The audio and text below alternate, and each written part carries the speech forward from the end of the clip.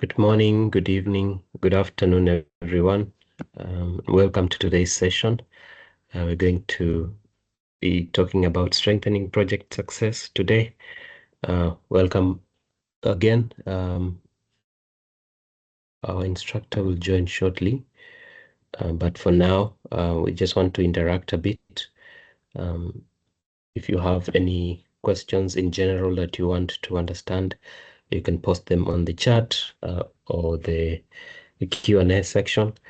But feel free to post on the chat where you're from and also when you're sitting for your PMP exam, so that we can interact. She'll be joining in a few minutes, in about 2 to 4 minutes. That's what she said, and we should be able to start. Okay, see, South Africa has joined.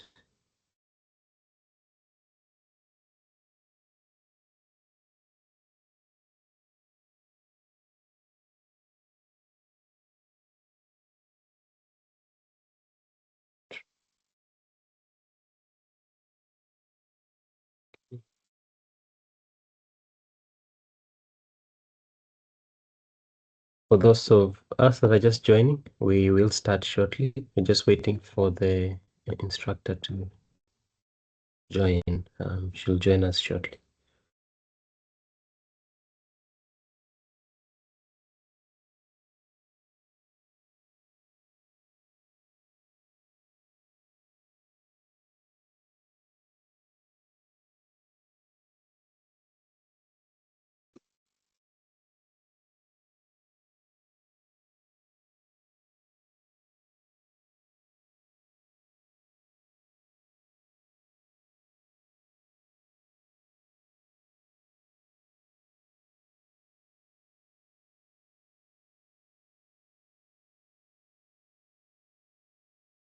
Okay.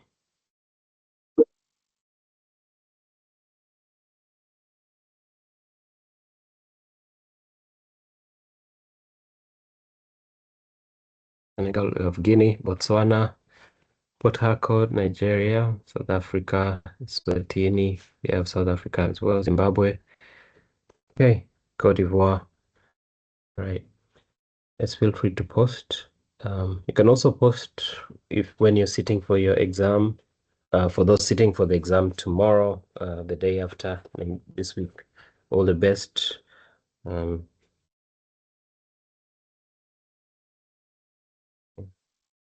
Niger, Ghana. Right. Yeah, all the best to those sitting for the exams soon.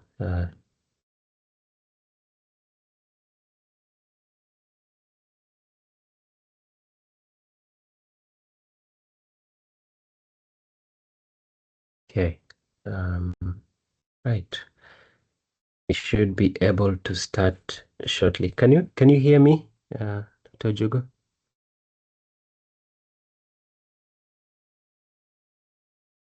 You're on mute if you're speaking. Okay. Yes, I can. Okay. Good evening, everyone. Good afternoon. Yeah. All right. Good to see you. Sorry, I'm not on video. Same here. I'm not on video today, but welcome. We've been waiting for you, so take it away. All right. Thank you so much. I heard a bit of the conversation. You're welcome if you're in the room. Thank you for being here. And I'm sure we're going to have a very meaningful conversation. So please find a quiet spot and we'll hit the ground running. I will introduce myself quickly. I'm seeing 55 people in the room. And yeah, I'll just introduce myself through my slides and we'll take it from there. All right. Okay, I'm looking at the chat room. I'm seeing some exams on the 6th of February. I'm seeing some 16th of May. Okay, maybe I didn't catch some other ones that were shared previously.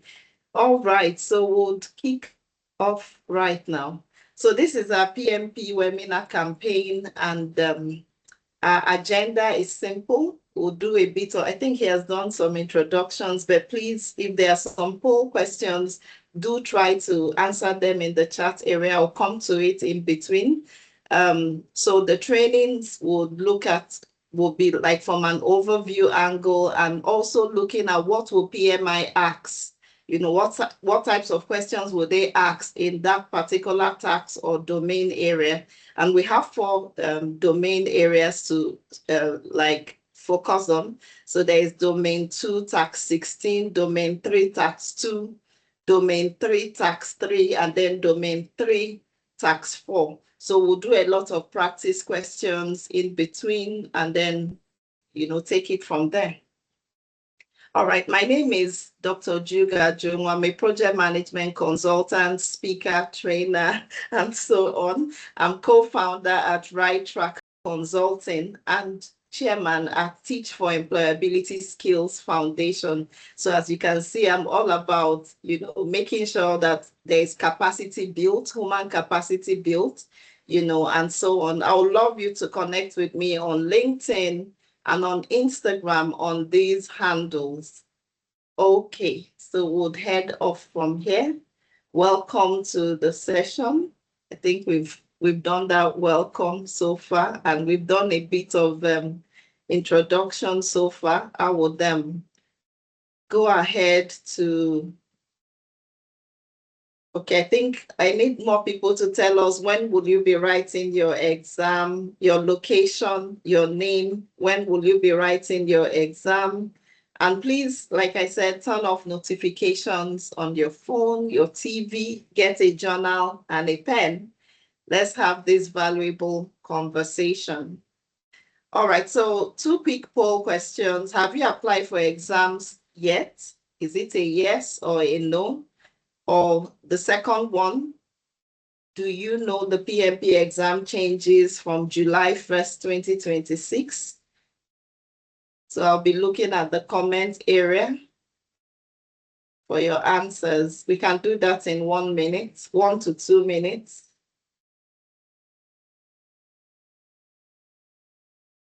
Okay, someone says yes to both. Okay. Okay. Remember, if you're planning for your exam, you must start if you're planning for your exam in Q1, February, you must have started your application process, you know, so far. Okay, 21st March, that's almost my birthday. That's interesting. Okay, not planned yet, maybe in May. Okay, just remember that July 1, the exam changes. Okay, so more reactions. I just want to feel us in the room and know where we are. 1 more minute. Duncan says I'll sit before it changes. Awesome. Okay, 7th February, that's almost here. God's grace. Yannick, 28th April. You know, it's good to set smart goals. As project managers, we know this. You must put a date, you know, you must put a date, you know, to whatever thing you want to do. And once you're able to do that, you know, you start staying focused, create your study plan, attend events like this, and take it up from there. All right. All right. All right, so that is beautiful. I'm seeing a lot of first quarter exams and some in the second quarter. Beautiful. So I look forward to hearing our success stories, you know, once we pass our exams, which you will. All right, so let's head over to my first topic. So I'm not going into the material so much, but I will lay some foundations and then take some questions as we go. So it's going to be fast-paced, you know, but I'm sure it will be able to handle that pace. So we'll be talking about ensuring knowledge transfer for project continuity. So knowledge transfer is important, you know, when you're creating your project. Some projects are novel, meaning they are new, you know, so the organization is also learning from the process how to manage these types of projects. And that information, that knowledge, you know, can help in similar projects in the future. So knowledge transfer is so important. It's domain 2, tax 16. So there are two types of knowledge. There is explicit knowledge.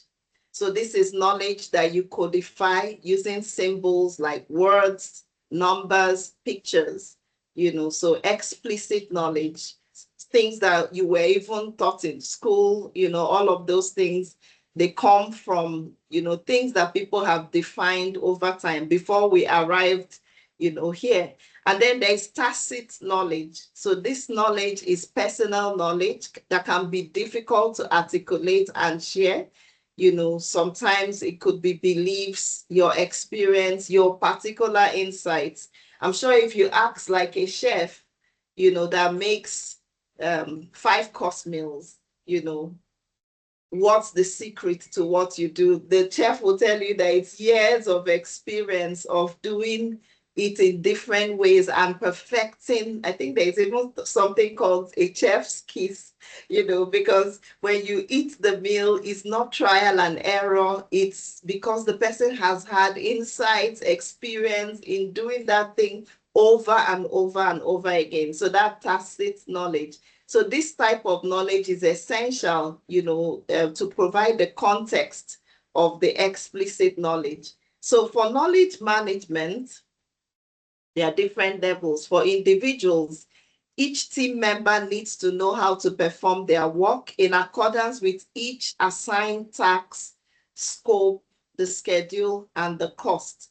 The required knowledge can be acquired by research, collaborating with team members, because some team members may have more domain knowledge in that area, and they can give you the information you need. Examining the project or the organization's knowledge repository. So sometimes the organization may have, like a repository where they store information.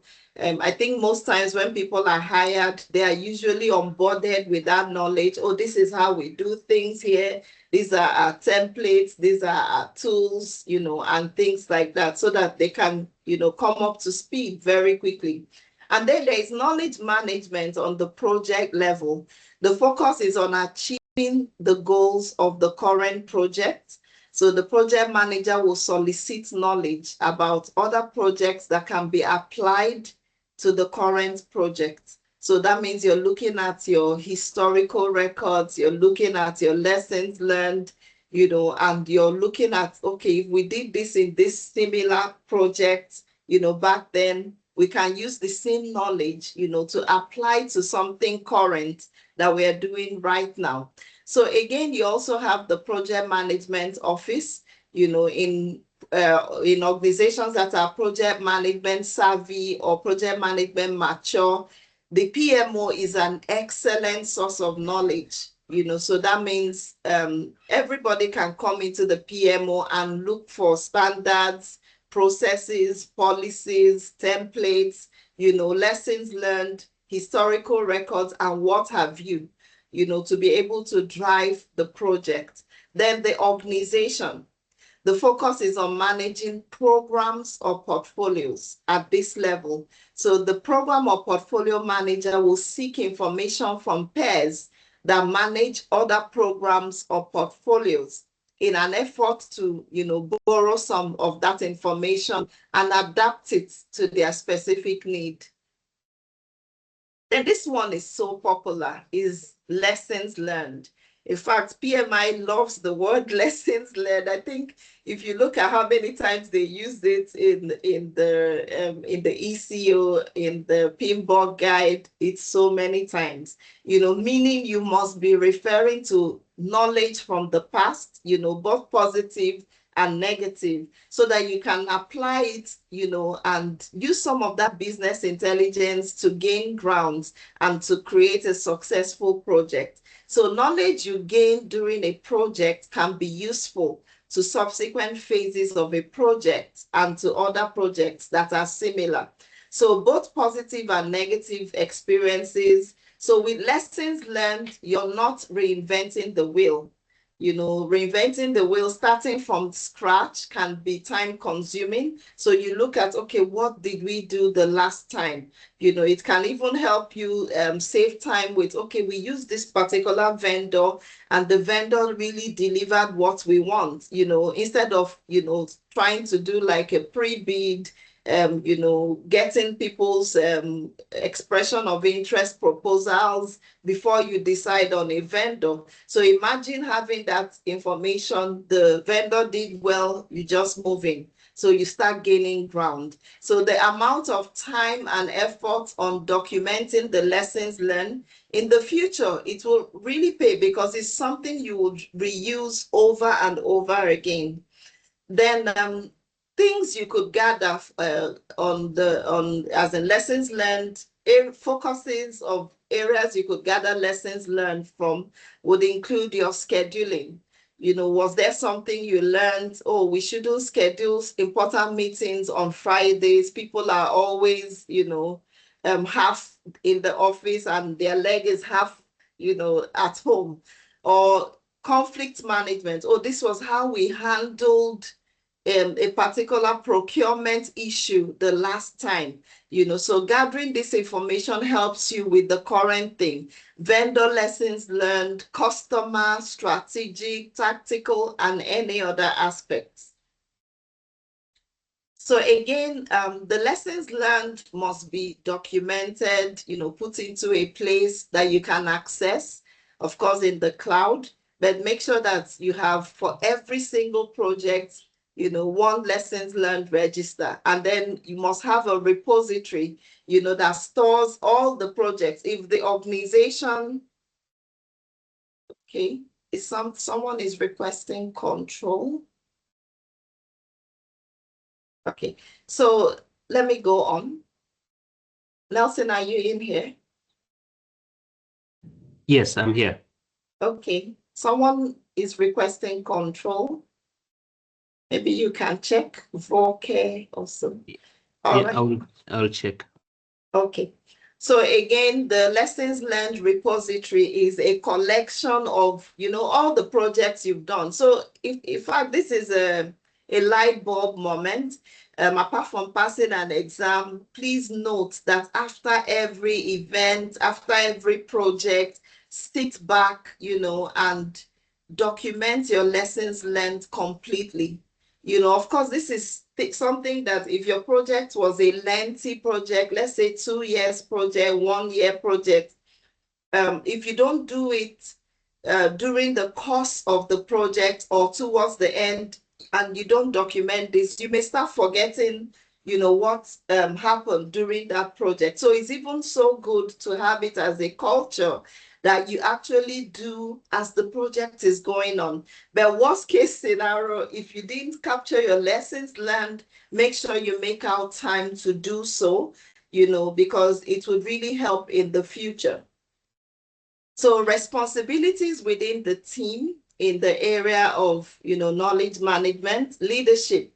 So you must communicate the vision and inspire your team to focus on the goals of your project, facilitate, guide them to successful solutions to problems, be politically aware, keep the project manager aware of, the politics within the organization's environment. Then networking.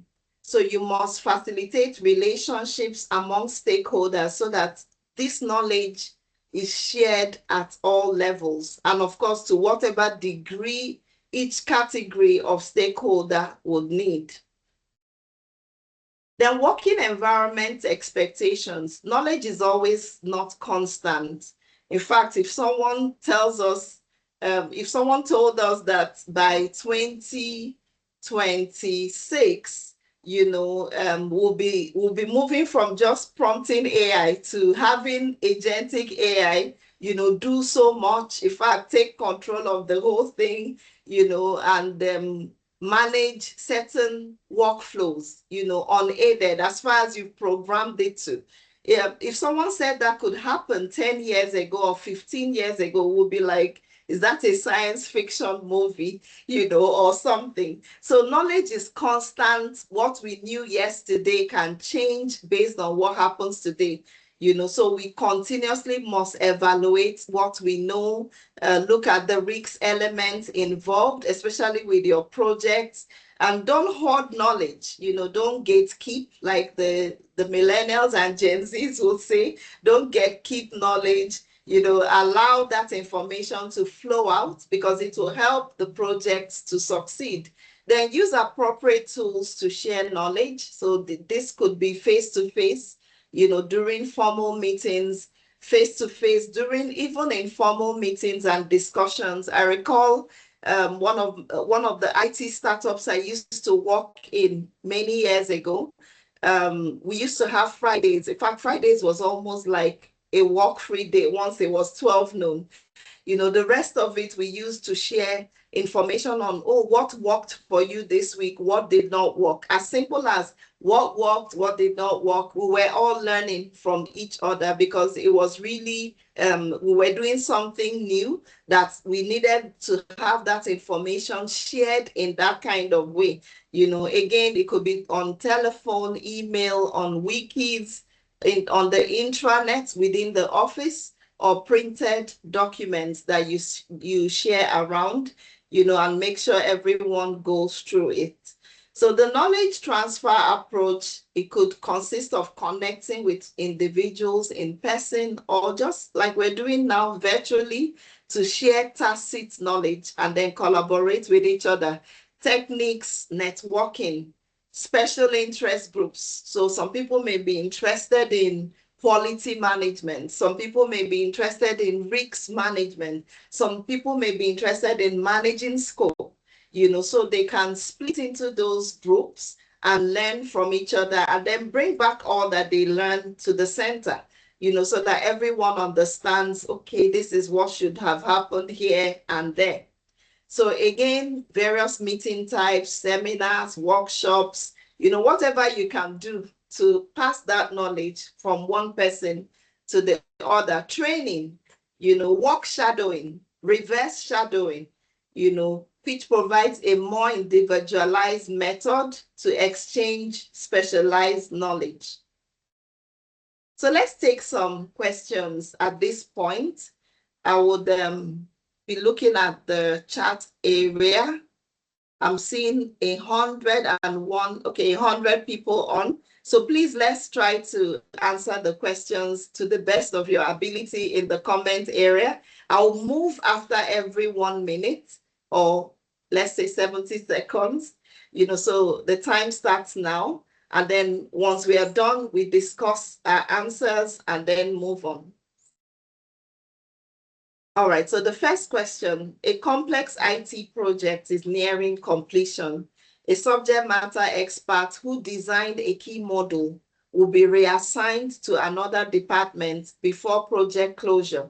The operations team has raised concerns about supporting the model after handover. What should the project manager do first? So please put your answer in the comment area. Remember, with questions on the PMP, look for keywords, look for what exactly they are asking for. This one says, what should they do first, not second? So please note that when you're answering. So some answers could be good, but you need to choose the first thing to do.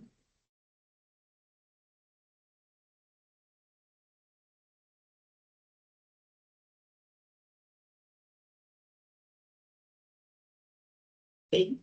So I'm looking at the comment area.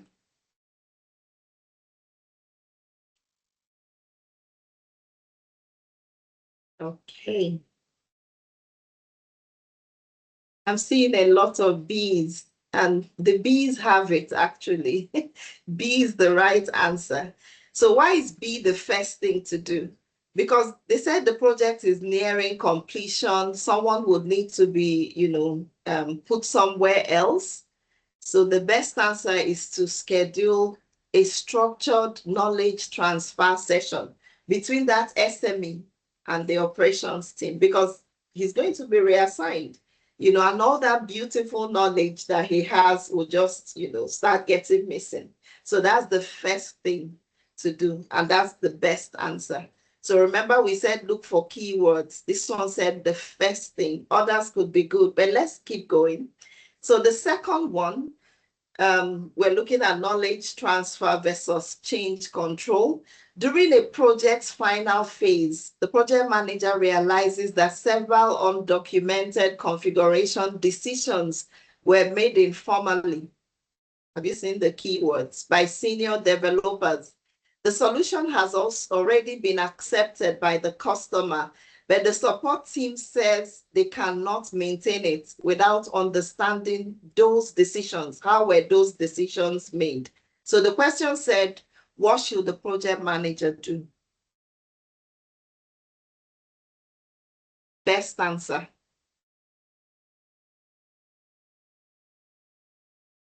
Best answer. So I'm looking at the comment area again. So remember in the PMP exam, I think every question is 70 seconds. You know, Nelson, is it 70 seconds or 60 seconds? You mean per question? Yes, per question. Should be it should be 75 seconds. 75 seconds. Beautiful. Yeah. So please, that's something to note. So that means in the exam, you need to, you know, really be working fast. And that's part of what we are practicing here. So if you see me being really fast, please know that we're preparing you. Okay. And then make sure that you're practicing lots of questions. PMI has the PMI exam hall, and even on ChatGPT, if you use ChatGPT, remember there is also PMI Infinity, you know, so you could take a look at, you know, practicing questions from there and, you know, taking it up. Okay, I'm seeing some A's, a lot of B's. Okay, did anyone say C? I saw one C, but a lot of B's, and the B's have it. So B says facilitate a knowledge sharing workshop with the developers and support team, because, you know, the support team says they can't maintain what they didn't make decisions on, you know, so that's just a perfect answer. So let's head on to the third one. I'm mindful of our time, so I'm you know, trying to make it really fast. So the third one, a project is being closed and the project manager is conducting final activities. Several team members with specialized knowledge will be released immediately after closure. The PM wants to ensure, the PM is the project manager, wants to ensure future projects can benefit from the team's experience. What should the project manager do? Best answer. Best answer.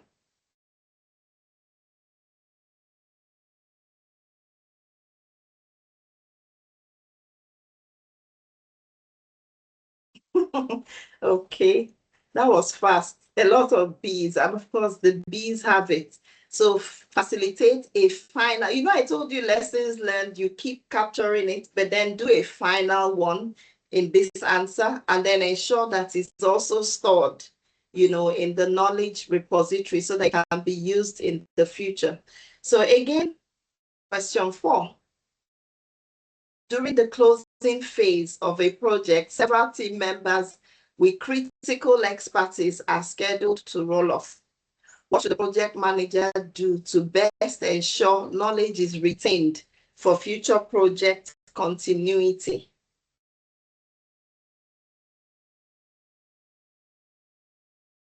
Best answer.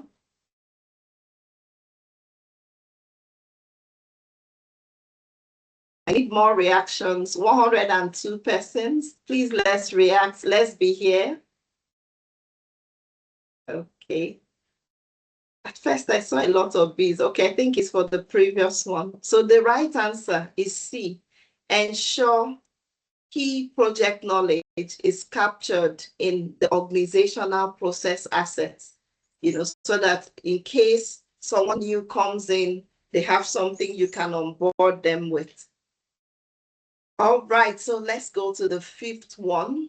A project is nearing completion and the organization wants to ensure that critical technical and business knowledge is available for future initiatives. What should the project manager do to most effectively support knowledge transfer and continuity? I know the questions are, almost similar, but this is knowledge management. So let's see.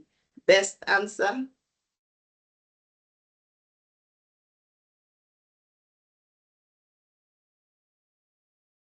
Critical business knowledge. You don't want to lose it.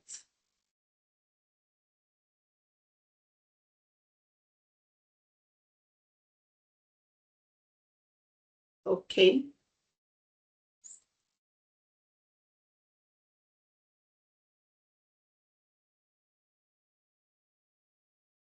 Beautiful. So that is B as well. Facilitate lessons learned, and this time around validate that documented knowledge with the team so that you're sure that what you've captured is the correct thing. All right, so let's head over to the next one. So the next topic will be speaking about evaluating and delivering business benefits and value. But before I move on, how was this first section? How was it for you? Please comment. If it was good, comment a 1 in the comment area. Okay, Ayuba says insightful, Saka says great. Okay. So that knowledge transfer is so important because people migrate these days, so you don't want to lose your best hand. You don't want to lose your best hand, so you must make sure that you capture that knowledge and keep it aside. Thank you. Thank you, Rabiu. Thank you, Kara. All right, I just wanted to be sure we're in here and then we move over to the next one. Evaluate and deliver business benefits and value. Now, benefit management is so important. Remember, projects are being sponsored because there is some value that it's supposed to deliver. And sometimes in the midst of doing our projects, maybe it's a mega project or not a mega project, we find out that, the project starts losing the purpose for which it was designed. So this particular topic is to make sure that we are always watching out, to capture the benefits first. So this is domain 3, tax 2. So what is business value, first of all? Business value, once we hear it, we just think about maybe the richest man in Africa. I think that is Nigeria's Dangote. I'm in Nigeria as well. We are super proud of him, but it goes beyond economic value. So it could include shareholder value, customer value, employee knowledge. What your employees know is so important. That's why you see people poach people from one organization to the other and, pay the highest amounts to that employee with that knowledge.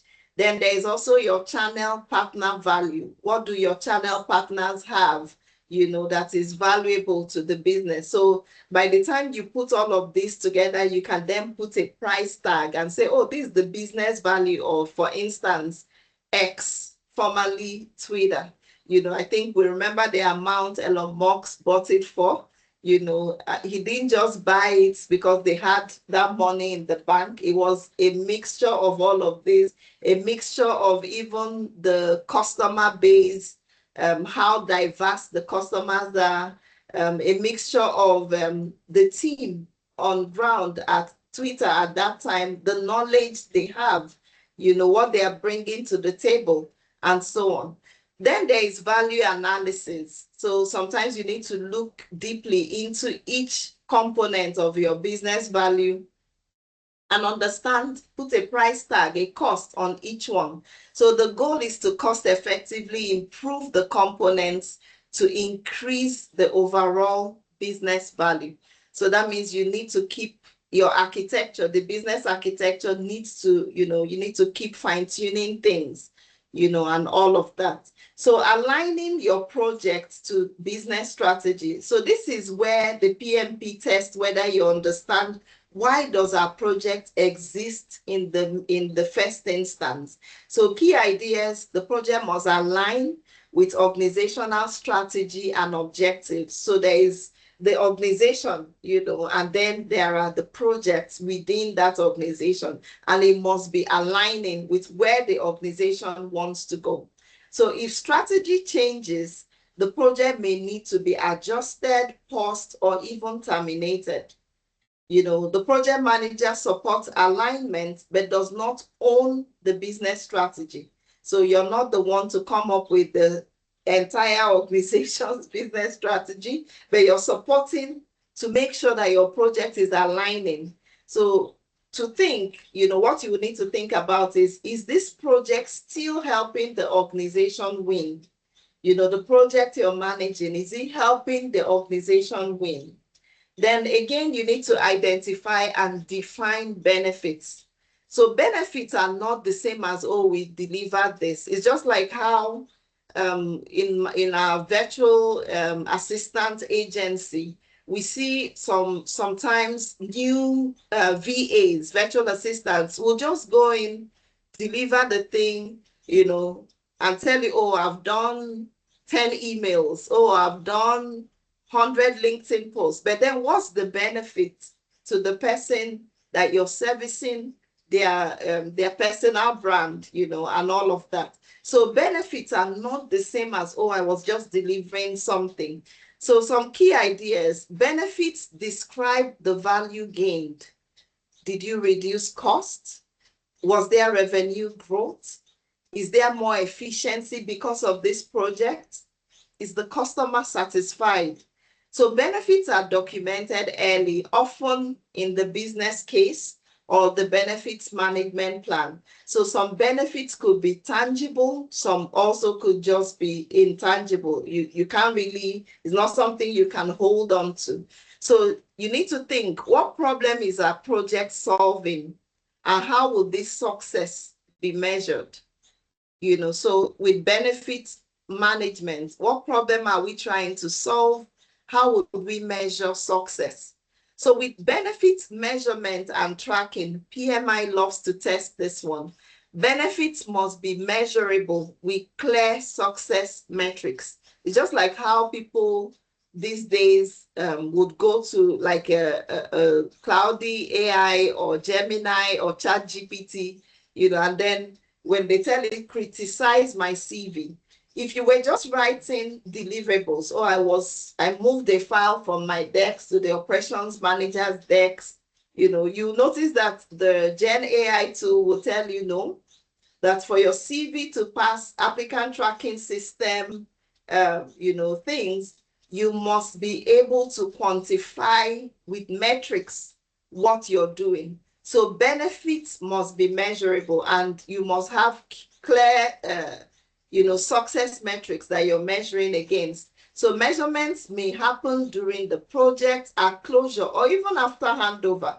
In fact, some project benefits may not just show immediately. Some may show in 3 years' time, 5 years' time, 10 years' time. But the project manager must support tracking, even if benefits are realized later. So you need to think, how do we know this project is delivering value, not just activity? So those are the things that will keep helping you realign the project as the project manager to where it's supposed to be. Then, of course, changes would occur during the course of your project, but you must respond to it to maximize value. So that's where agility, good judgment comes in. So you must manage your changes. They should be evaluated based on, are they going to be impacting on value or on benefits? And not all changes are bad. Some can also increase value. If cost outweighs your benefit, the project may be recommended for termination. because we live in a capitalist world. I think I had that discussion today, and everyone wants more benefits compared to the cost of building something. So you need to think, does this change improve or dilute the expected value? So these are question prompts, when you're managing your projects to think about. Then transitioning deliverables to enable benefit realization. So a project that ends without value is a failed project, even if it met scope. I think this should be a great quote, somewhere. A project that ends without value is a failed project, even if it met the scope. So key ideas: proper handover to operations is critical. Training, documenting, operational readiness matters, so that when whatever thing you're building goes live, it should be able to, the organization should be able to glide into it because they are ready for it. Then benefits often depend on users adopting the deliverables, because that's what your project sponsor would measure. Are they now uptaking what you've created because of that project? So you need to think, can the organization actually use what we built? That's operational readiness. Was their training done? Are there user materials made? In fact, I love the fintechs for this. They do it so well. I think they do it really well, where they have a lot of short videos, on YouTube, on their channels, where for everything that could be an issue, for instance, you're using a software, you do not know where to click, they have that information. And what does that do? That documentation, it now encourages adoption by your end users. So really important, really important. Then benefit management plan. If you've noticed, all the knowledge areas, all the main things we focus on must have a management plan. So the management plan helps to ensure that that thing really happens, that is not just on paper, but it's being actioned on. So the benefit management plan is a document that would describe how and when the benefits of a project will be derived and measured. So components of that plan: target benefits, the expected tangible and intangible business value you want to realize from the project, even if it's an NGO. In fact, NGOs measure this a lot. I'm sure a lot of us are in the developmental sector coming out of Africa. You will notice there is a lot of benefits that you're targeting from each program, each project that you deliver. So it's really important. Then strategic alignment, how the benefits align with the business strategies of the organization. How does it align? So you must be writing that in a statement to make sure that you're on course and not off course. Then time frame, when the benefits, whether it's short term, middle term, long term, will be realized, usually by project phases. And then very important, the benefit owner. I'm sure we've heard about the risk owner. So the benefit owner, the person or group that would monitor, record, and report the benefits. So that means they're on the lookout. They are watching, to be sure that these benefits are being captured. Then the metrics, the direct and indirect measurements of the realized benefits. Then risks, the risks associated with achieving that targeted benefit. So sometimes, benefits may come with risks. So that's why we also have that risk component, over there. So remember, if you have questions, please feel free. You can drop them, when we start the question, the question thing shortly. If you have any question, you need to be clear on something, please feel free to just note them down. All right, then we have our benefit cost analysis. So this is an approach to estimating the strengths and weaknesses of alternatives. Okay, if we use option B instead of option A, what's the benefit of going that way? So you're using this to determine options that provide the best approach to achieving benefits while preserving savings. So sometimes we also call this the cost-benefit analysis. Okay, cost-benefit analysis. So you're measuring the cost of building something versus the benefits that you would get from it. So this is frequently used to compare potential projects to determine which one to authorize. So PMI will tell you, the goal is more benefits compared to the cost of building something. So the goal is to select that alternative that would outweigh the cost by the largest amount. So alternatives should not be chosen when costs exceed benefits. The accuracy of the estimates of cost and benefits determine the value of your benefit cost analysis. So this is one of the ways of selecting projects. So you want to go with a project that delivers more benefits, compared to the cost of building it. So let's go with a short story on BCR. So remember the acronyms. PMI usually, sorry, just a moment. So PMI usually would use acronyms in the exam question. So for instance, you will see that in the sample question we have here.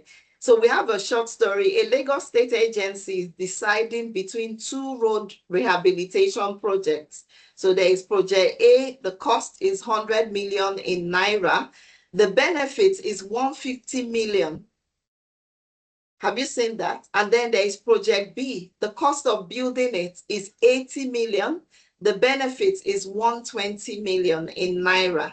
So BCR tells you how much benefit do we get for every 1 Naira we spend. So if we divide the benefits by the cost, it's 1.5, 1.5. Same ratio, PMI would say both are equally attractive, from a BCR standpoint. So for instance, once your BCR is greater than 1, it is good. The higher the BCR, the more value per unit cost. So let's take a look at this sample question. Two projects both align with strategy. One has a BCR of 1.2 and the other 1.6. Which will the sponsor prefer? So in PMI's exams, they don't need you to become an economist, to pass this test. No, they just need you to understand the concepts, this project selection concept based on financials. Of course, if you go into an economic class, you may see long, information about that, but stick with just the concept of understanding it. So our best answer would be project. The project with the BCR 1.6. So the project with the higher BCR, that's the one that would select, because remember they said both aligns with strategy, but we're looking for the higher number. So let's keep going. And then of course, the popular return on investment, ROI. How many of us have heard about the ROI? We all have, it's everywhere. Everyone knows return on investment. Okay, I'm seeing a question. I hope there were no other ones. Okay, let's see.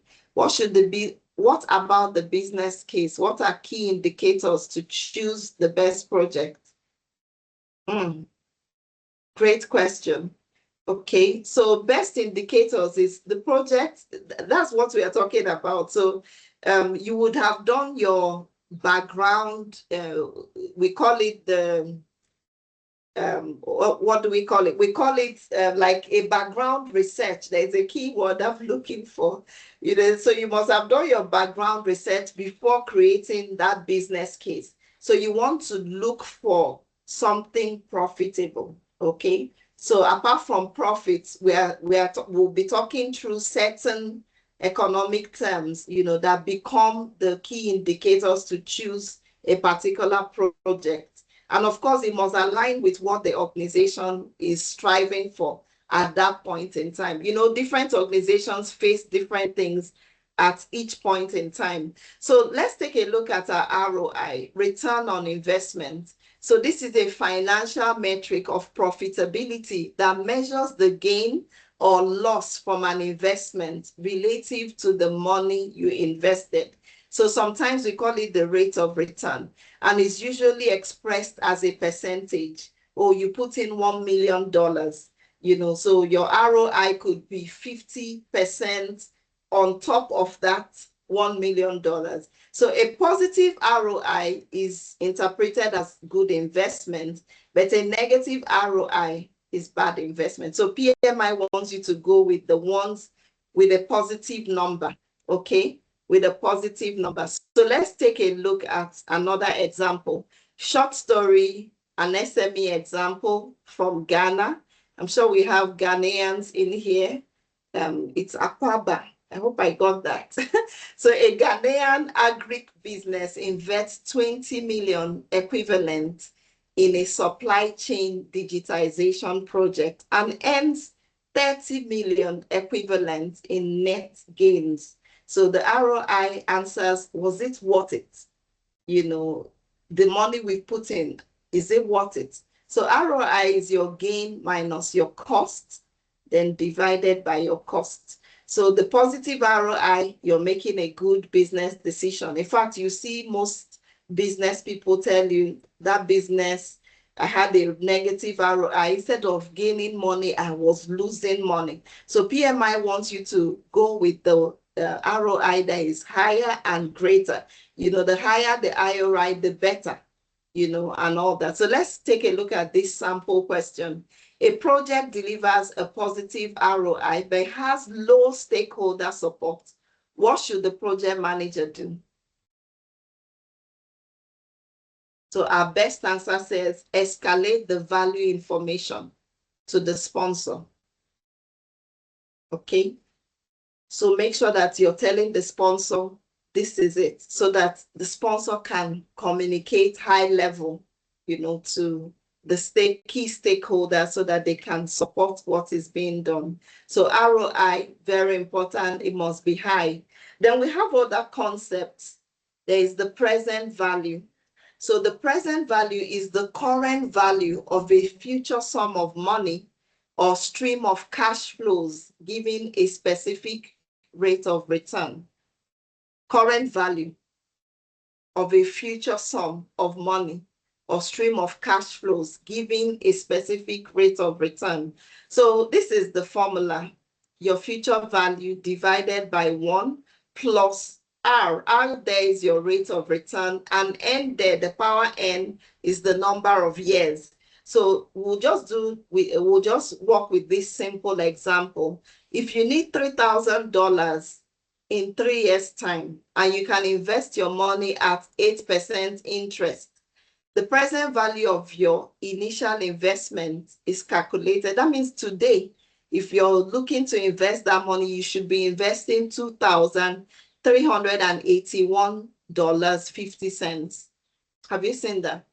So it's just plain simple. Remember on the exam, you may have simple calculations like this, but they have an online calculator that you will be using. You would not need to use a calculator to actually do that. So the next one is called the net present value. So the net present value is the present value of all cash outflows minus the present value of all cash inflows. Present value of all the cash that has gone out minus the present value of all your cash inflows. So NPV is a financial tool used in capital budgeting. It compares the value of a dollar today to the value of that same dollar in the future after taking inflation, and other factors into consideration.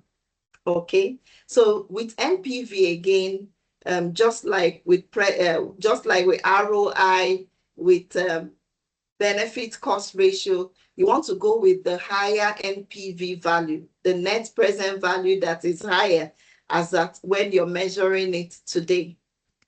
So let's go with a short story. A power project in Kenya. A solar mini grid project in rural Kenya will generate income over 5 years. NPV will ask, what is the value of that future money in today's terms. So if it is positive, the project adds value. If it's negative, the project will destroy its value. So PMI prefers projects with higher positive NPVs. So when you're selecting a project, remember, you're going to be looking through all of these numbers. So this sample question would help us. Two projects are mutually exclusive, but they align with strategy. Project X has an NPV of 2 million, Y has an NPV of 3 million. What should the organization do?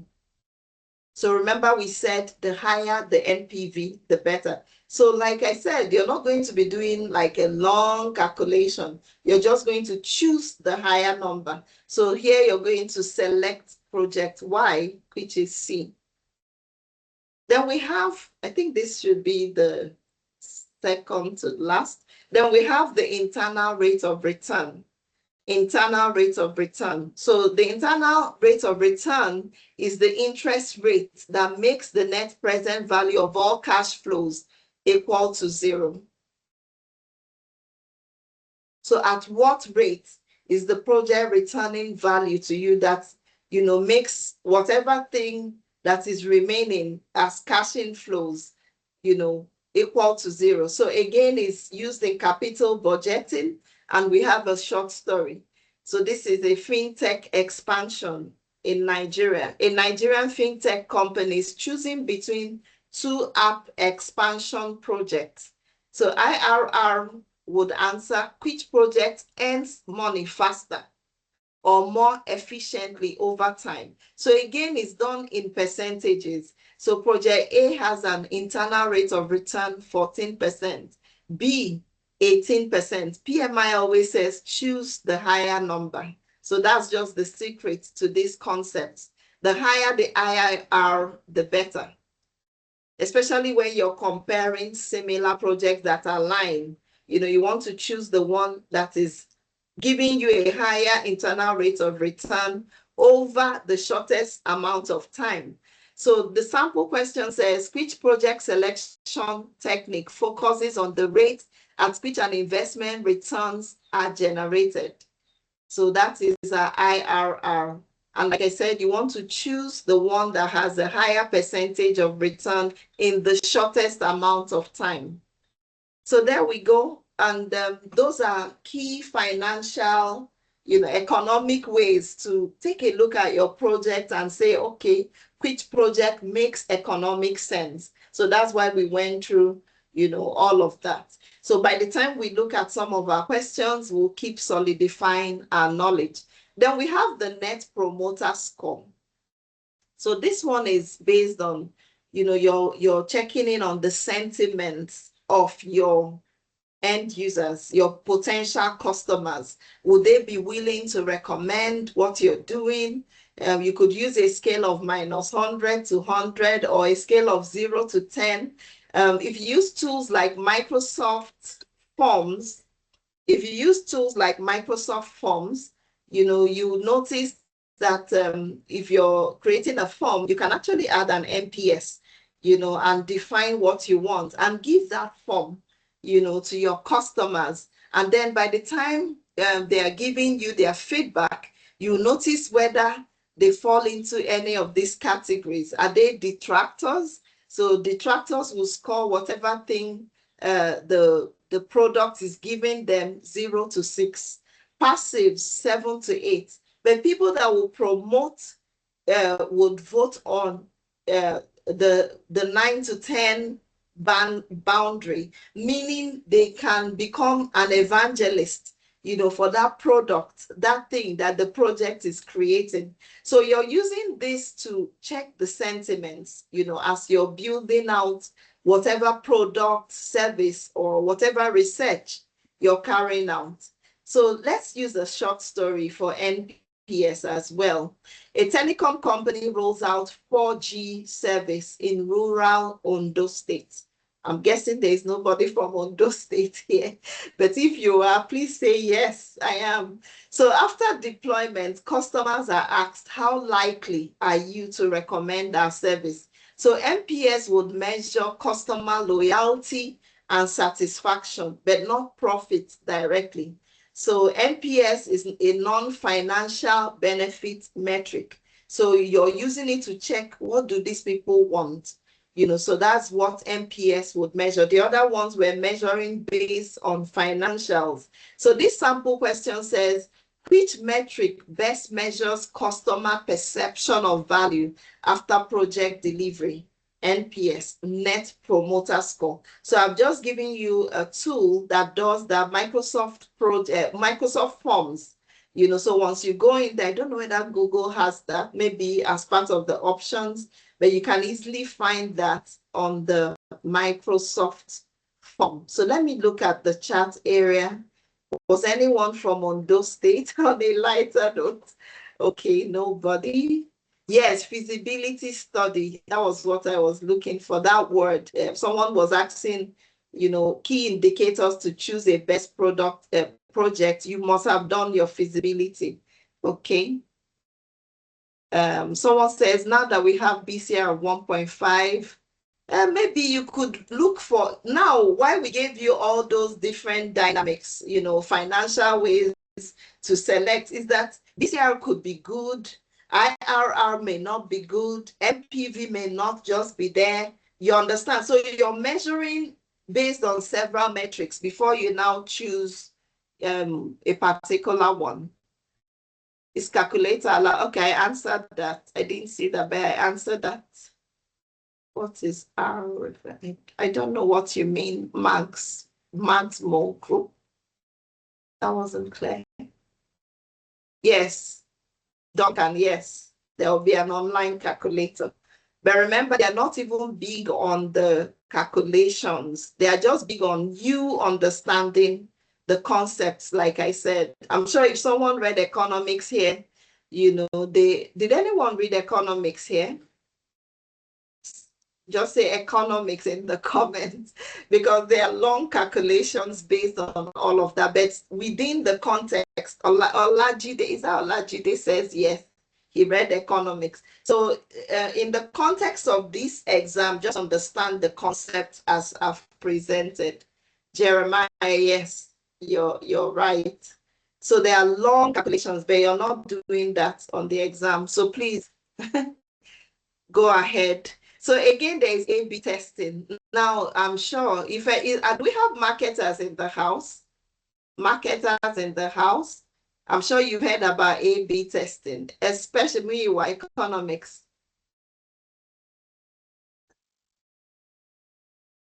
Yes, okay, R on that formula, yes, interest rate. So marketers know what A/B testing is, A versus B. So usually we'll see that play out. I think a lot of people do it. Maybe they want to publish a book. Let me use these two books near me. And, you want to publish a book, and then you're showing it on Instagram, on Facebook, on LinkedIn. Oh, this is the cover I've made. I've made 2 covers. What do you guys think? Which one is the best? So people will start voting. Now, if someone votes more, if people vote more on the yellow one, that's an A/B test, this or that, and then you want to go with what people chose. Because remember, you're also making them come into that process. Have you seen that? You're making them come into that process. All right. So A/B testing, when different approaches are available, you ask your users, what do you prefer? I usually love asking users because you're building for them in the first place. So it's good to keep them in the process. So this is used in marketing, A/B testing. You're using it to understand what the user prefers. So you're also going to use it, while working on your project, to choose the one that is best, within the context of what you're trying to do. All right, so let's keep going. An example, e-commerce Kenya. A Kenyan e-commerce startup tests 2 checkout designs. Version A is their current design. Version B is a simplified checkout. They release both and track how people perform. That's an A/B test. So you're using it to validate benefits, you're using it to validate assumptions, and it's commonly used in agile and hybrid environments. So A/B testing, something you must add to your, to what you do, to make sure you're engaging and getting feedback from your end users. So a sample question says a project team wants to validate which feature delivers higher customer value before full rollout. What technique should you use? A/B test. A/B test. All right, so there we go. We'll now head into the main questions. So please, let's be fast. Remember, it's 75 seconds, for each question. And please feel free, if you have any question, please feel free to drop it in the comment area. Yeah. Yes, Yannick. So they don't come with a physical calculator. There is one provided, where you'll be writing your tests. All right, so let's head in.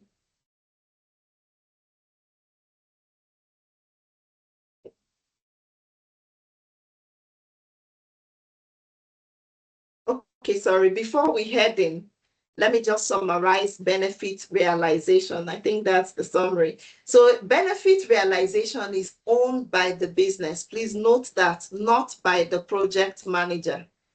So the sponsor, the business owner, owns benefit realization. They are accountable for ensuring that the value they expected is achieved after the project delivers its output. But what does the project manager own?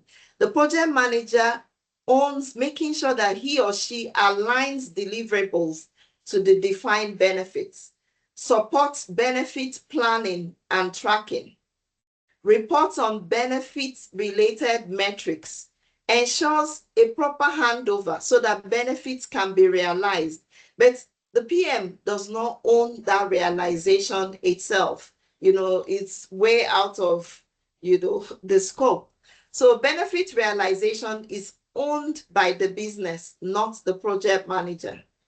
Okay, so wherever you find that question, who supports benefit realization? The project manager. Who owns it? The sponsor or the business owner. So let's head over to the questions quickly. So the first one, during execution, a project manager learns that a change in organizational strategy may reduce the expected value of the project. What's the best action for this project manager to take? Best action. So we're going in. My timer is on.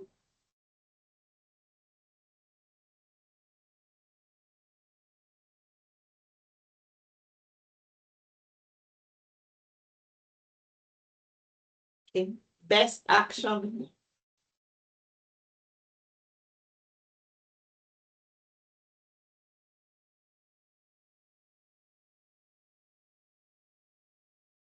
Okay. Okay. Beautiful. Thank you. Best action, escalate the concern to the sponsor for evaluation. Because it's for you to identify. It's the sponsor that would now know, oh, this is what I should do next. Beautiful. Then the second one, which document is most likely to define measurable outcomes used to assess whether project benefits have been achieved? We spoke about this one. I'm sure everyone should get that. Everyone should get that. If you're writing in February, you should definitely be getting that.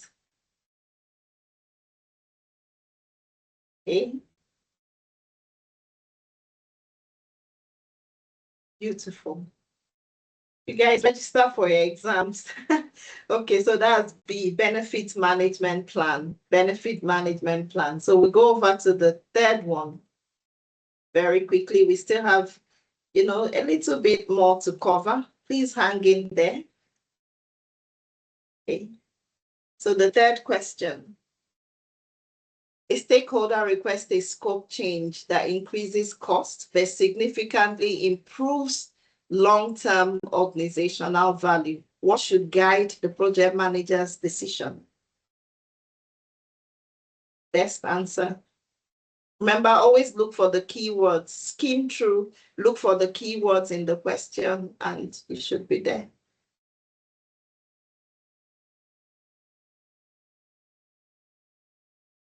Okay.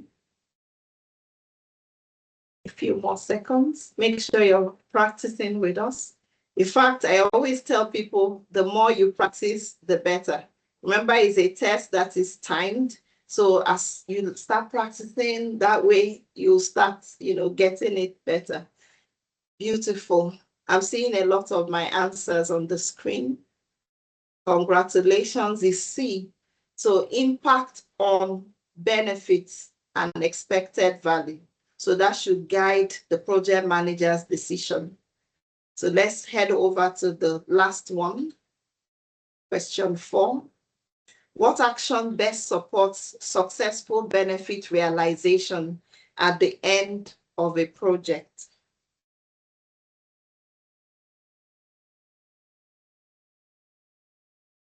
Best answer? Some answers are good. Remember we said best answer. Best answer.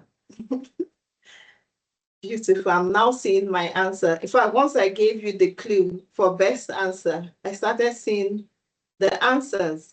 So the best answer, ensuring operational readiness and knowledge transfer. So we did well there. So that is benefit realization. So we're on the third topic. We have one more to go after this. So I will try to speed things up a bit.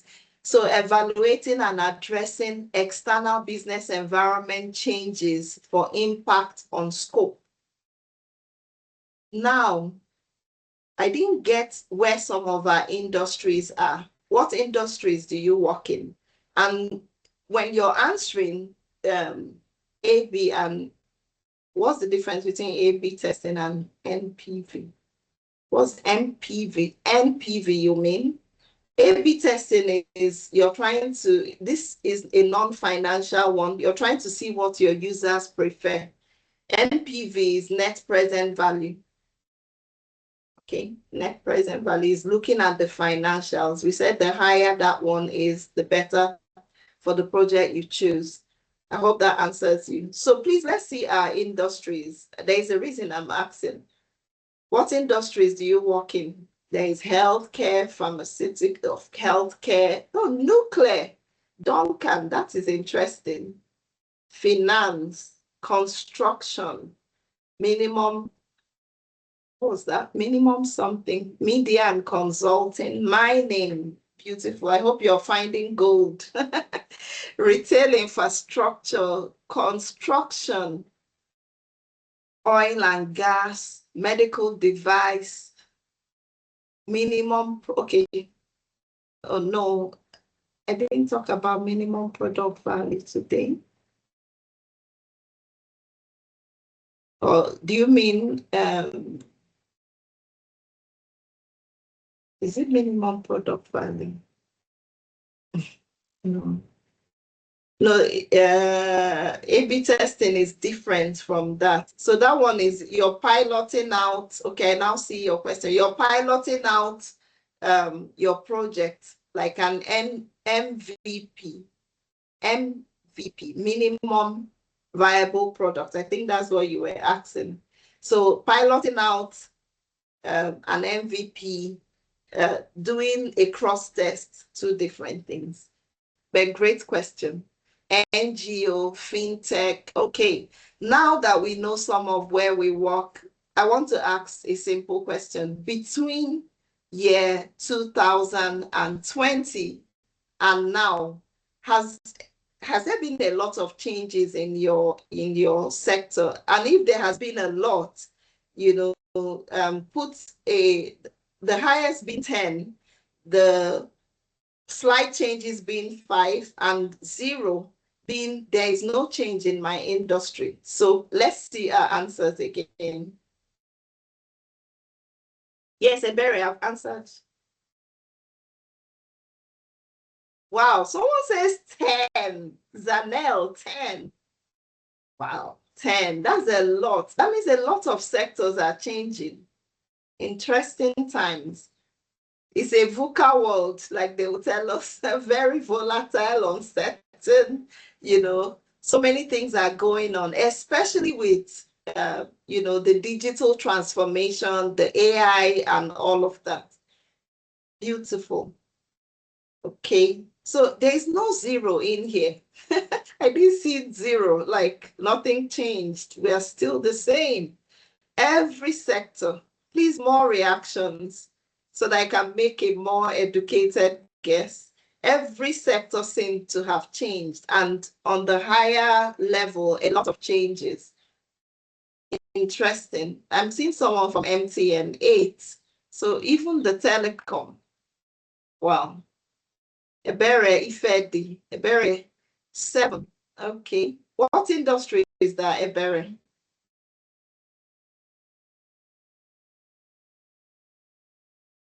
More reactions. Please come back to us. More reactions. Oil and gas. Okay. 7. Yeah. But the tech space, a whole lot has changed.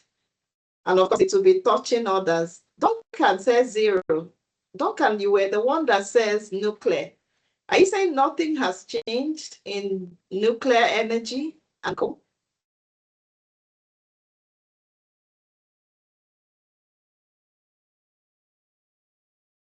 Not in South. Okay. Okay.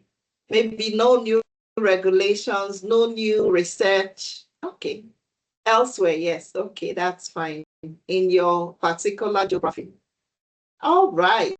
Thank you for engaging. So in this particular section, we're looking at evaluating and addressing external business environment changes for impact on scope. So I'll go quickly. So internal business environment, organization changes. Sorry, I hope I didn't skip something. Organization changes can dramatically impact the scope of a project. The project manager, the sponsor, they need to have visibility into business plans, reorganizations, process changes, and other internal activities. So internally within the business, things can also change. You may need new deliverables. You may need to reprioritize existing deliverables. You may need to eliminate deliverables you may no longer need, especially for projects that are, long-term. Maybe it's a 25-year-old project, and suddenly a lot of technological changes have, in fact, it has pivoted the project. What you plan to do versus what you're doing now has to change. So that also happens in the project environment. And then we have the external business environment.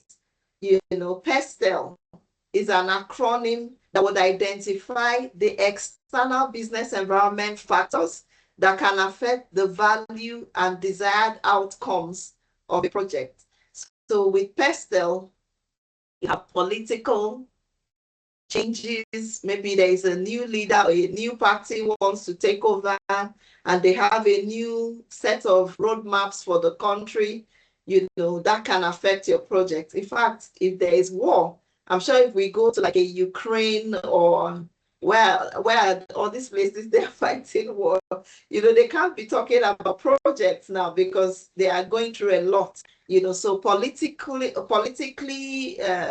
charged places where there is war, nothing can go on. Economic, if there is inflation that is so high, people will not be.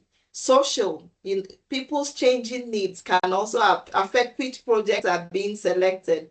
Technical, how we used to build previously versus now can affect which projects go ahead. Legal, if there are new policies, you must align to that new policy or regulation.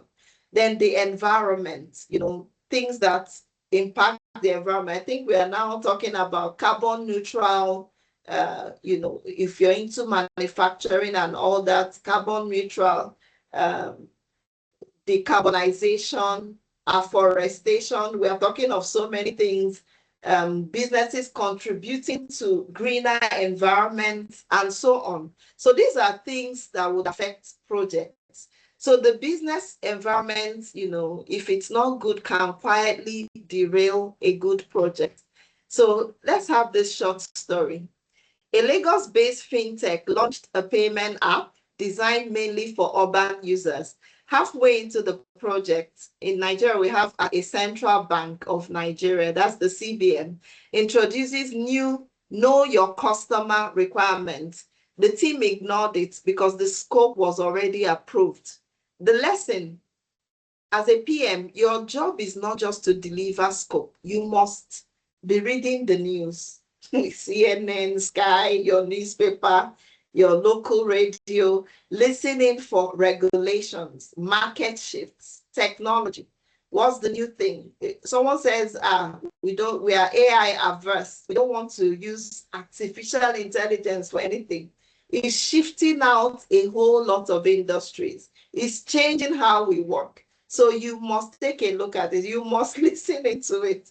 I hope we don't have AI averse people on the call, because we just need to move with the time. AI is not in the future, like we would say, it's now here.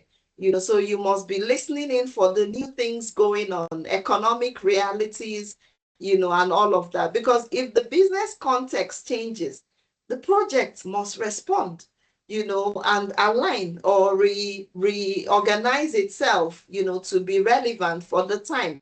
So the takeaway is evaluate changes early, adjust your project approach before the damage shows up in your delivery. Then again, when things change, when you're scoping your project, you're creating your baselines, your scope baseline, schedule baseline, your cost baseline. In traditional project plans, the completed initial plan is your baseline. But as these things change, as things happen in the bigger world within your organization, you must be adjusting to reflect these new requirements. Again, if you're using a tool like Microsoft Projects, how many of us use Microsoft Projects? If you do, put a 1 in the comment area. Microsoft Projects has, no, business case and business plan are not the same. 1, okay, Duncan, thank you for such a fast response. Maximo 1, beautiful. If you're not using Microsoft Projects, please put a 0. Jose says yes.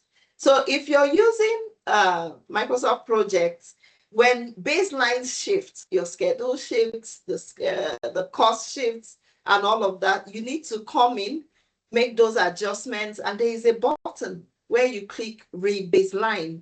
And once you do that, it starts rebaselining everything and shifting out the dates. True or false? Those that use Microsoft Projects, true or false? So that's an automated way of, just doing this very quickly. True, Duncan says, yay. True, Maximo. And it makes it easy because, you've put in the key issues and you can now just update all your baselines so that they become more current with what is going on, within where you are. Then again, we have a group of people we call the Change Control Board. So these people are not the project team members. They are a chartered group that you could choose. Now, this is for, big organizations, that are project mature. So they could choose people from the larger organization, pick them. What do? They are responsible for reviewing, evaluating, approving, delaying, or rejecting changes to the project. And they record and communicate such decisions. So we call them the CCB. So please note the acronyms. Acronyms, sometimes in the exam condition, you may be like, what is CCB? So this is your reminder to know. Please note the acronym Change Control Board. So it represents key stakeholders that can assess what is happening, check the impact of those change against cost, risk, value, and then recommend whether you should go or no go. All right. So then we have again a configuration management system. So this is a collection of procedures used to track project artifacts, monitor and control changes to these artifacts. So changes to a project would necessitate updates to the configuration management system. So it will track, what has gone on, versions of what has gone on, your documentations, what has changed. For instance, your project charter can keep changing, it's a living document. It can keep changing over the course of, maybe your project is for 4 years, over the course of a 4-year period, to align with current times. Now, if you're also using Agile, how many of us are using Agile methodology on our projects? Please put an Agile in the comment area. Agile. You're using the Agile methodology to manage your project. Okay, Yvonne says Agile. Agile. Okay, Southern, Yannick, Colefo. I hope I got that. Sorry. Ga. Okay, Eureka. Beautiful. I'm just trying to engage us so that we stick to it. We are now on almost a 30-minute time window and we'll soon be, done so that I can also take our questions. So backlog reprioritization. So most times everything on your, your product backlog may not just be like that, up until the end of the project. So sometimes you may need to reprioritize and determine, okay, this one can move over to this area and this other one can become top priority. Our users want this other one, and stuff like that. So that's your backlog reprioritization. So these are ways to manage changes both on the traditional and with the Agile methodology. So let's take a look at another quick story. So this story says an Abuja NGO, I saw a lot of people write that they work in NGOs, was rolling out a nationwide training program. Mid-project, a new executive director came in and shifted priorities from national coverage to pilot program in only 3 states. So the lesson, internal changes like change of leadership, restructuring, budget cuts, strategy updates can reshape project success criteria overnight. So you just need to stay nimble, so you must keep an ear on the organization strategy so that you keep realigning your plans, your deliverables to, work with what exactly you want to achieve. Then again, you have your product owner. If you're using Agile, there must be a product owner. So with changes going on back and forth, the role of the product owner is to help the team prioritize work based on the value that that capability will provide to the business. The product owner is also accountable for the ultimate business value of the solution produced by the team. Creates and socializes the project's vision, the product's vision, coordinates the different business needs from different stakeholders, into the product backlog, is responsible for defining and prioritizing the user stories with the help of the team, answers the team's questions about the needed solution, provides timely feedback to the team. So you see, the product owner is different from the project manager, different from the sponsor, because the sponsor can be a different entity. It could be the government, and so on. So let's take a quick look again at our concepts with this story. The goal is business value, not just, oh, we completed that project in record time. No, you want business value. So a government IT project in Nigeria delivered exactly what was in the contract. They ignored new data privacy laws. The system couldn't be deployed. They were on time, on schedule, on budget, they met everything, but they ignored the new data privacy laws. Have you seen that? So the lesson, a project that ignores business environment changes may be completed, but still fail. Very painful. So that means you must be, be in the know of what is going on in your business environment, apart from internally, externally. All right, so let's head over to our questions. Remember, if you also have a question, please feel free. That's why we're here, to drop it. I'll come to it. Okay. Difference between MPV. Okay, yes, simplest version. Yes, I did say that. Thank you, Comfort. Will you be able to share this presentation? I do not know. We'll need to ask Nelson. Dr. Stingo, thank you for the question. Okay. Okay, thank you. So let's head over to the questions quickly and do the final topic, very short topic. So we'll soon be out of here. Question. A project manager is leading a mobile health solution project in Nigeria. Midway through execution, the government introduces new data protection regulations that affect how patient information must be stored. What should the project manager do first? 75 seconds. But we're doing well. Please make sure you're engaging and answering.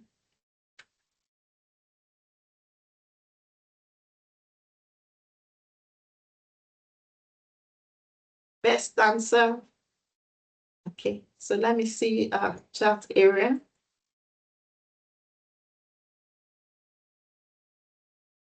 Best answer, your own best answer. Okay, so I'm just seeing the correct answer in the comments area. It's C. Assess the impact of the regulatory change on scope, on schedule, and on compliance. Now let's go over to the second one. During a donor-funded education project in rural Kenya, the sponsoring organization announces a strategic shift from physical classrooms to digital learning platforms. What is the best action for the project manager?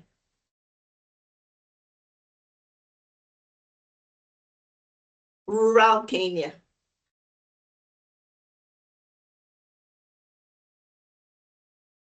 How many of us are from Kenya in here? Let me not distract us. Okay, so question two. Question two, what's the best action? B for sure. I like that. That was even. B for sure. And B is the correct answer. B says evaluate, reevaluate whether this is aligning with the new organizational strategy. Okay. Physical classrooms to digital learning platform. Is it? Check whether it's aligning with the new organizational strategy. Then the third one, a construction project in Ghana is affected by a sudden increase in import duties on building materials. Which external business environment factor is influencing the project? Best answer. This is simple. This one is simple. So we'll soon speed past it. Best answer, beautiful. The marketplace, C, is giving it away. The cost of building materials, sudden increase. So C is the best answer, market and regulatory conditions. Question 4. A project manager is leading a cross-border e-commerce platform rollout for a West African retail group. During execution, a sudden currency devaluation significantly increases operational cost. Senior management is debating whether to continue the project due to reduced projected benefits. What should the project manager do next? Best answer. So remember, they always ask scenario-based questions, so you want to be used to reading short passages. Best answer, C. Conduct a benefit and business case reevaluation with key stakeholders. Then we go to the final one. A government-funded digital identity project in East Africa is in the monitoring and controlling phase. A new administration comes into power and announces a national policy shift that affects the long-term objectives of the program. No formal change request has been submitted yet. What's the most appropriate action for the project manager?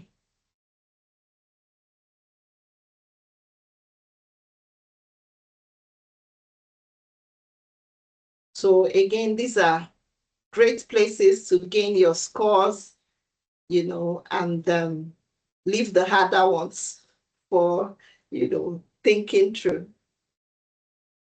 Okay, more reactions. Please make sure you're reacting. Someone says, A, pause project activities until the policy direction is clarified. No, that's not the most appropriate action. So the best action is C, you know, proactively assess alignment with the new, because project managers are supposed to be proactive, not reactive. You don't want to wait for it to happen, you know, and then there's fire on the mountain. No, you don't want that. You want, you know, to be proactive, you know, start thinking of what to do and all of that. That's the smartest thing to do. All right, so thank you very much. We're heading over to the last one, supporting organizational change. So organizations always head in new directions. That's how business rolls.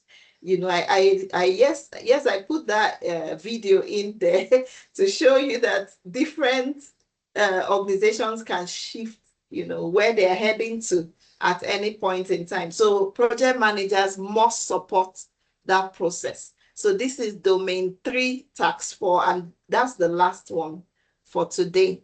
So organization cultures and styles, so many things shape it. Shared vision, beliefs, expectation, which must be communicated to everyone. How they tolerate risks, their operating environment, regulations, policies, procedures, motivations, and reward systems. In fact, I've had some clients that work in superb organizations here in Nigeria tell me that they will never leave their organization for any other, just because the reward system, the motivation is right, you know, so that's it. So if your organization is big on motivating their people, rewarding their people, you get the right results. Then view of leadership, hierarchy, and authority. Okay, so all of these things shape cultures and styles from private sector to the government entities. You know, all of this comes to bear. Code of conduct, how is it seen? You know, and all of that. So all of that drives how people will behave in organizations. Again, in big organizations with change management, for instance, the organizational culture directly would influence how the organization would manage changes to a project. So an organization in a highly regulated environment tends to have a formal, rigid structure, you know, because they don't want to make any mistake, you know, so they must follow that rigidity. But organizations that are not so, they are flexible, private, small entities, they may not, you know, be going through a whole rigorous process to make any change. Then you also must design out your rollout plan. So once a change is approved and built, the project manager needs to plan for its successful implementation. Rollout plans enable the project manager to define the knowledge transfer, training, operational readiness activities, so that it's implemented, you know, before that change starts happening. Then depending on the size, scope, and nature of the change, the plan details might include the team, the project team, the affected customer and user stakeholders, and then how you will train and how you provide support to them once whatever you've built is rolled out. Then we have our project management plan updates. Based on scope of changes, remember your project management plan is also a living document, so you may need to capture updates. Updates might include, oh, we changed the scope. You capture the new scope. Oh, the timeline has been increased. You capture that. What the work packages should now be. You make sure you capture that. Quick team member is assigned where. You make sure you also capture that. In agile projects, lower value deliverables may be moved out of scope to make room for the adopted change that you want to go with. So a bit on change. Again, projects introduce change. Change will create disruption. But as a project manager, you're expected to identify who will be affected by the change in this project. Understand how their roles, workflows, or performance will shift. Then anticipate resistance points early. Remember, people pay project managers to be proactive. So for the exam, change is not just technical. It can also be emotional, behavioral, cultural. So a good project manager would assess readiness and plan support, not just delivery. Then stakeholder engagement and buy-in. In fact, if you didn't hear anything today, this is it. You must be engaging your stakeholders, getting their buy-in as organizational changes happen. Because sometimes we forget the key stakeholders. They start feeling ignored. So supporting change means engaging these stakeholders early, not after decisions are made. Let them be part of the process. Listen to their concerns and feedbacks. Feedbacks are so important. Create surveys if you can't see them physically, town hall meetings, key stakeholder engagement forums, whatever name you call it in your industry. Make sure you're listening, so that you can capture what they need in whatever thing you're doing. Then adjust your approaches where possible without compromising objectives. PMP exams often test this by asking what a PM should do before or during a change rollout. So best answers would involve collaboration, communication, involvement. The worst answer is forcing them, making sure that, oh, what we said is what it is. No, you must look at collaboration, communication, involvement. Then communication and change messaging. People resist whatever they don't understand. Effective change support requires clear, consistent, timely communication, explaining why the change is happening, not just what is changing, so that they understand what is really going on. And then tailoring the message to different audiences. People that need in-depth information, you give them. People that just need light information, you give them. But keep the communication transparent, have some feedback loops, and all of that. It would help. Then reinforcement, adoption, and continuous support. Change does not end at go live. Supporting organizational change would include monitoring, are they adopting and using what we created? Addressing issues after implementation, reinforcing new behaviors and processes. On the exam, watch for scenarios where a solution focuses only on delivery. The best answers would include following up, monitoring, or reinforcement to ensure long-term success on the project. So there we go, and this is the last question. So these are the last batch of questions. We just have 5. And please, if you have any questions, feel free to drop them. I'll look at the comment area shortly. So question 1, a government agency in Nigeria is implementing a new document management system. Several staff members are worried the system will expose past errors and reduce their influence. Have you seen that? So that's the key problem. As resistance increases, what should the project manager do first to support organizational change? Best answer?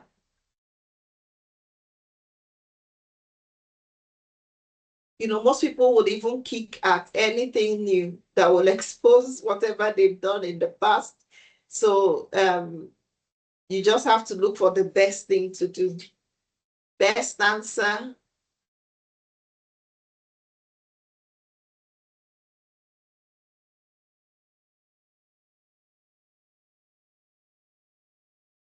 Okay, best answer.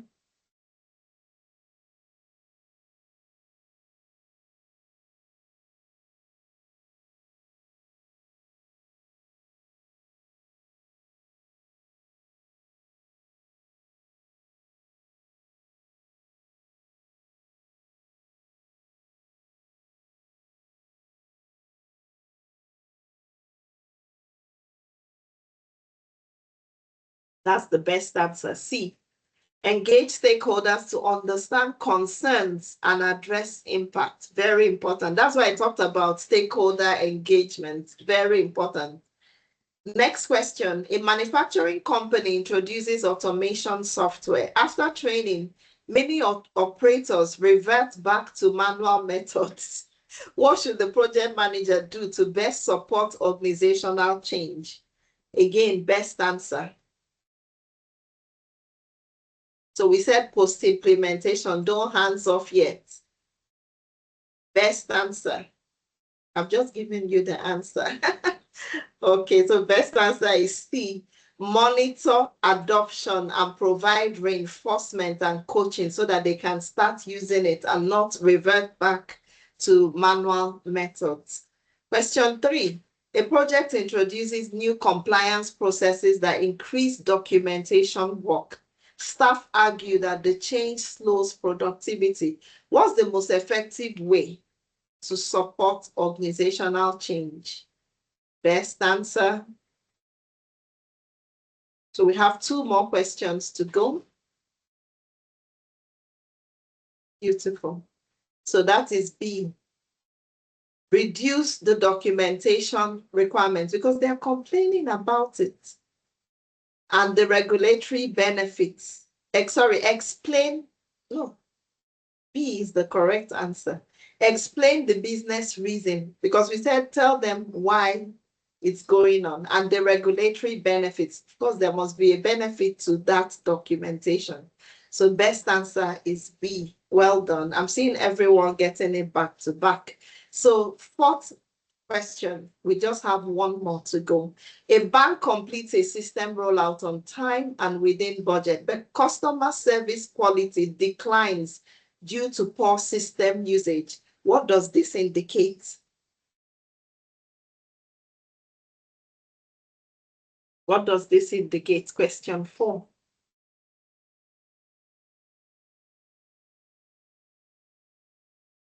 Can be the project was unsuccessful. They said they completed it on time. So best answer again is, I should ring a bell. Someone says D. The scope was incorrect. Really?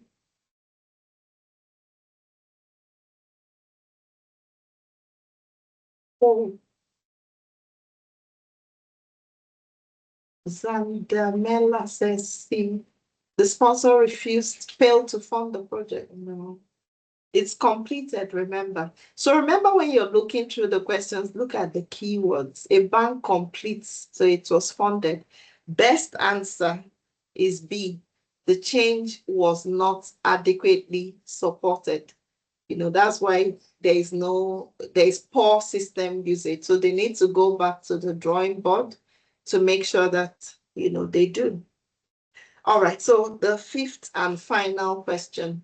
A project team anticipates strong resistance from senior staff who feel threatened by a new performance tracking system. What should the project manager do to support organizational change? Best answer. So anticipates strong resistance. So those are the key words from senior staff. So what should they do? So when you think of the questions like this, you just get the right answer. Okay. B. We are all correct. Involve senior management early in planning and decision making. Why? So they can take ownership. they can be part of the process. So when you take ownership added to making decisions, you see that once you launch anything, they will just jump at it. So there we go. Thank you so much for being such an engaged audience. You sat through it from when we started almost 2 hours ago. If you have any questions, if you took away something from the session, share in the comments area what stood out for you. I would love to know. Very quickly, 1 to 2 minutes. Fantastic. I'm blushing. Can I help with the slide? I don't know. It's Nelson that will tell us. You've been a great host. Thank you. My pleasure. My pleasure. I've been doing this for, let's say, 17 to 18 years. And a bit of a background, I also became certified in, I think it's February 2009, with the 3rd edition. So I've been training people, hundreds of them over time, in doing this. Thank you, thank you, thank you. You seized my attention. Thank you. In fact, I'm sending you a heart. Thank you for that. Thank you for that. Thank you for that. What would your advice be? I'll be writing my exam 27 February. What would your advice be? Reading more. Please practice more at this juncture. Because as you practice, you now see the gray areas. You understand? And then focus on the gray areas so that you're not reading the whole thing. Okay? The real questions may be a bit, may have a bit of difficulty, but understand the key concepts, okay? And I told you, PMI Study Hall, if you go on ChatGPT, go to the GPT side and search for PMI Infinity. So as you come across hard questions, put it there, do the study and learn. That can also help. Presentation, sharing it, Nelson will tell us when he's closing us out. Someone says I should call him Busayo. Connect with me on LinkedIn. We'll take it from there. Thank you very much. I've thoroughly enjoyed this. I wish it was even longer. I would have gone on and on. Okay, you're welcome. Please connect with me. Leave a recommendation, comment. Okay, no problem.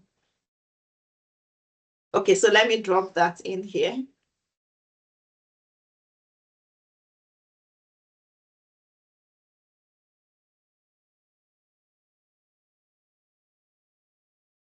Okay, please tell me that you were in this session. I would really love that, and we'll take it from there. Yeah, that's the PMI Infinity. Thank you, Yannick. Yes, you have another session soon. Nelson will communicate that. AI on Study Hall. Yes, I think it's infused with that. So please, yeah. Okay. All right. Thank you so much. You're welcome. I've personally enjoyed this session, so thank you so much, and I'm sure that the candidates as well have. Maybe just keep this slide on and maybe just share your number on the chat if that's okay as well, because I know most of them would like to reach out to you personally. If not, please connect with her on LinkedIn. The LinkedIn. I mean the link is here to LinkedIn on the screen now. Connect with her. Ask her for any advice, any sessions. I think she's posted already. Let me just reshare that WhatsApp number. So please reach out to her if you want a refresher course with her, if you want to engage with her for any review sessions. You can reach out to her directly and just discuss on how that's going to work. But thank you so much for delivering this session today. I personally enjoyed, and to all the candidates, thank you for showing up, and all the best to those who are sitting for the exams tomorrow. All the best for those who are sitting for the exams even over the weekend as well. We will have another session, other sessions next week on Tuesday and Thursday at the same time with different instructors, and we will communicate this on WhatsApp and also on email as well. How you can register for those events, for those upcoming webinars. We will share also the recording tomorrow for both the Tuesday webinar and also today's webinar. So thank you.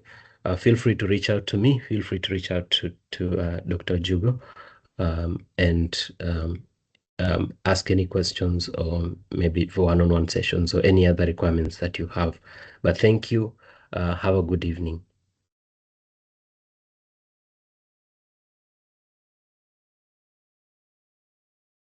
Thanks, everyone. Thank you so much, Dr. Jig. We have Donald. Okay. I thought that was a question. So. All right. Okay, I think someone asked for the slides. Yeah, so if you're okay sharing, you yes, can. I'll share it to you, and then you can forward it to them. Yes, I'll do that. Thank you. That's fine. All right. Thank you. Good night, everyone. Good night. Thank you so much.